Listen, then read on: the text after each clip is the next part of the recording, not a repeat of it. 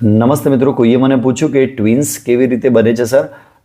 તો મિત્રો હું તમને જણાવી દઉં કે ટ્વિન્સ બે પ્રકારના હોય છે. એક ટ્વિન્સ એવા હોય છે કે જેમાં યુગ્મન જ જ્યારે બને છે ત્યારે યુગ્મન જ પહેલું ડિવિઝન કરે ત્યારે પહેલા ડિવિઝનમાં મુક્ત ડિવિઝન થઈ જાય મિત્રો, એટલે કે બંને કોષ અલગ પડી જાય.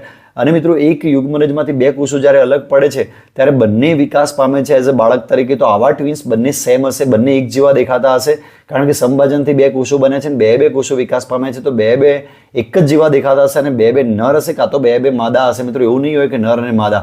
તો એક આ પ્રકારના ટ્વિન્સ છે જે બંને એક જેવા દેખાય છે. અને બીજા મિત્રો ટ્વિન્સ એવા હોય છે કે જે બે શુક્રકોષોથી બે અંડકોષો અલગ અલગ ફલન થયેલા હોય છે અને બંને વિકાસ પામે છે એઝ અ બાળક તરીકે. તો આ બંને ટ્વિન્સ મિત્રો અલગ અલગ દેખાતા હશે અને ચહેરા અલગ હશે. જો નર હોય બંને અથવા બંને માદા હોય તો બંને અલગ અલગ દેખાતા હશે. અથવા આમાં એવું પણ હોય છે કે મિત્રો એક નર અને એક માદા પણ હોઈ શકે છે. તો આવા ટ્વિન્સ છે એ અલગ અલગ દેખાય છે અને નર અને માદા હોઈ શકે છે. તો મિત્રો આઈ હોપ ખબર પડી ગઈ છે. Thank you so much.